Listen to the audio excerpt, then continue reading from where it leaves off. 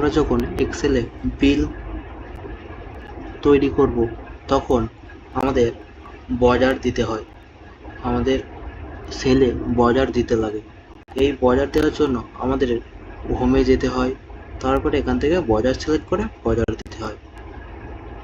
তাহলে আমরা শর্টকাট কির মাধ্যমে বর্ডার দিতে পারি।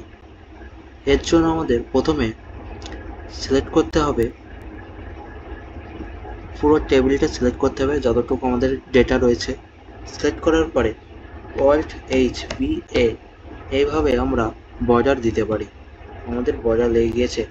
এবার আমরা যদি আবার বর্ডার হাটাতে হয় তাহলে আমরা আবার একই রকমভাবে সিলেক্ট করে Alt+H+VN দিয়ে বর্ডার আমরা হাটিয়ে দেবো। এভাবে আমরা বর্ডারটাকে ব্যবহার করতে পারি শর্টকাট কির মাধ্যমে।